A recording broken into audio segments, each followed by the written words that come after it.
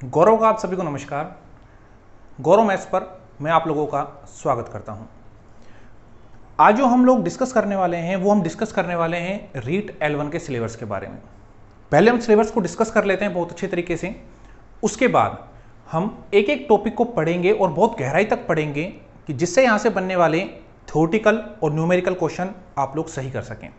हमारी कोशिश रहेगी कि आप लोगों के रीट में बहुत अच्छे नंबर मैथमेटिक्स में लाए जाएं। अगर आप अच्छे से पढ़ते रहे तो इस चीज़ का बेनिफिट आपको भी मिलेगा। अगर मैं L1 के सिलेबस की बात करता हूं तो L1 के सिलेबस में जो सबसे पहला टॉपिक आपको दिया गया है वो आपको एक नंबर सिस्टम का पोर्शन दिया हुआ है।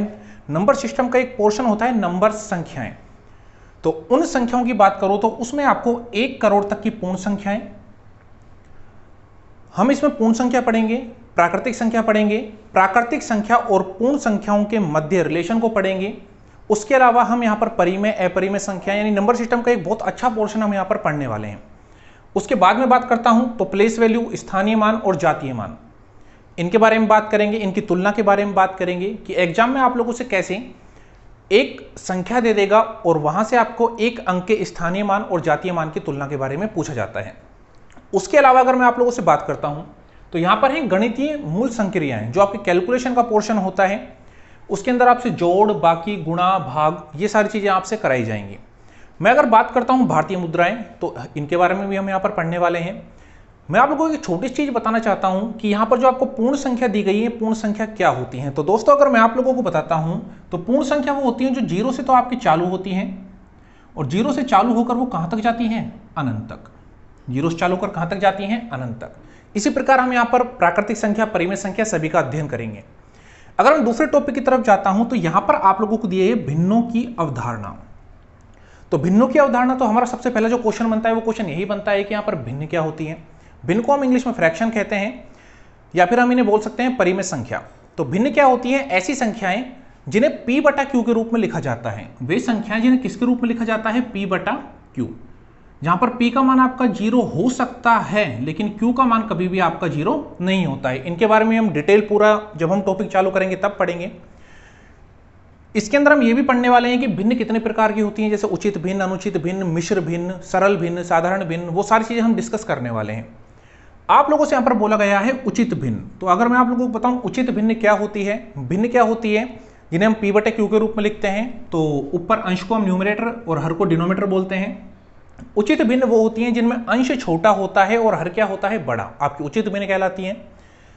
यहां पर बोला है समान हर वाली उचित भिन्नों की तुलना।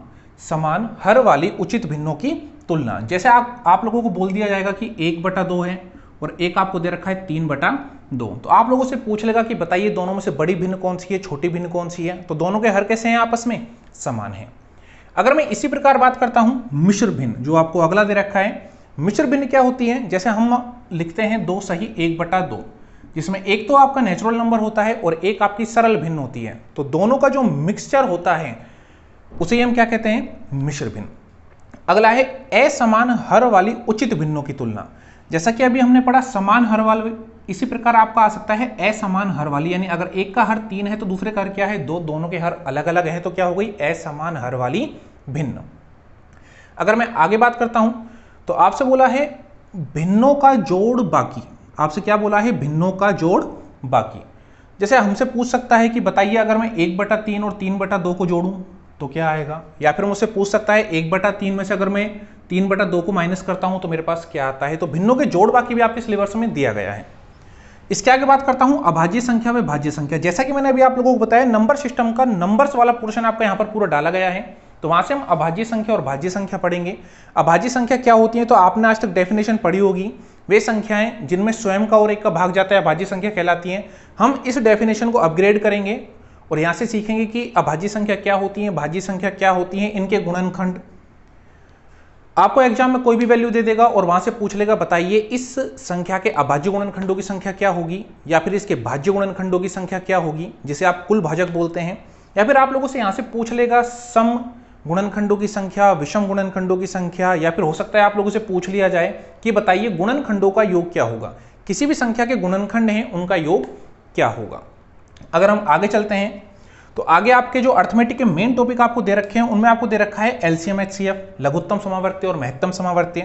एक एक नियम आप लोगों ने पढ़े होंगे कि अगर 50 रुपए में 100 गेंदें आती हैं तो 1 रुपए में कितनी गेंद आएंगी, तो 10 रुपए में कितनी गेंद आएंगी। तो वो आपके एक एक नियम वाला पोर्शन है।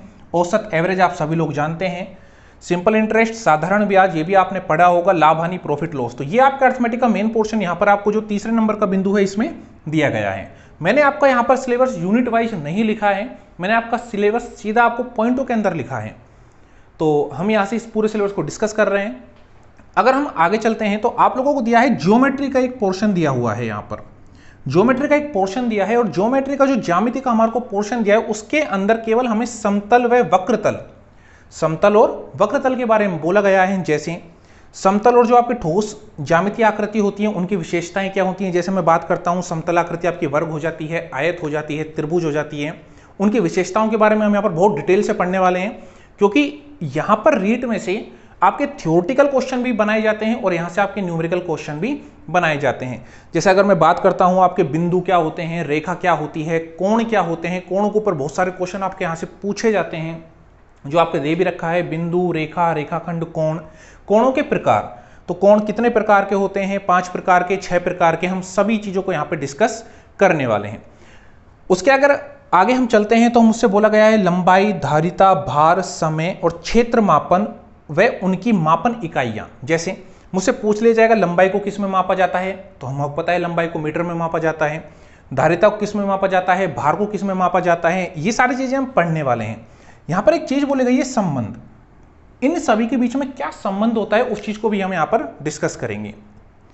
जो आपके लास्ट में मेंसुलेशन का एक पोर्शन दिया हुआ है क्षेत्रमिति का, वो क्षेत्रमिति का पोर्शन आपका दिया है वर्गाकार तथा आयताकार। केवल आपको 2 पोर्शन यहां पर दिए हैं क्षेत्रमिति में से कि वर्गाकार और आयताकार वस्तुओं के पृष्ठतल का क्षेत्रफल और परिमाप। तो जैसे मैं आपसे बात करता हूं वर्गाकार, आपको कोई भी एक वर्गाकार वस्तु बता देगा, वर्गाकार कुछ भी आपको एरिया दे देगा। जैसे मान लीजिए खेत दे दिया, कोई पार्क दे दिया, कोई घर दे दिया, खाली प्लॉट होते हैं जो, तो उनका आपसे पूछ लेगा कि उनका परिमाप क्या होगा, उनका क्षेत्रफल क्या होगा। इसी प्रकार आयताकार वस्तुओं का परिमाप व क्षेत्रफल क्या होगा। तो दोस्तों आज हमने केवल रीट L1 के सिलेबस को यहां पर डिस्कस किया है, जिसे हम आगे चलकर बहुत गहराई से पढ़ने वाले हैं। मैं बस आप लोगों से इतना कहूंगा कि अगर आप हमारे साथ बने रहते हैं तो हम कोशिश यह करेंगे कि आपके ज्यादा से ज्यादा नंबरों का मैटर यहां से पढ़ाया जाए और बहुत डीपली आपको पढ़ाया जाए कि जिससे आप एग्जाम में अच्छे से अच्छे नंबर प्राप्त कर सकें। हमें अभी आपके प्यार की भरपूर जरूरत है। अगर आप हमें सपोर्ट करेंगे तो हम आपके लिए बहुत ही अच्छी अच्छी चीजें यहां पर लेकर आने वाले हैं, बहुत अच्छा कंटेंट यहां पर लेकर आने वाले हैं। अगर आपको ये वीडियो अच्छा लगा हो तो दोस्तों आप हमारे चैनल को सब्सक्राइब कीजिए, शेयर कीजिए और इस वीडियो को लाइक कीजिए। धन्यवाद।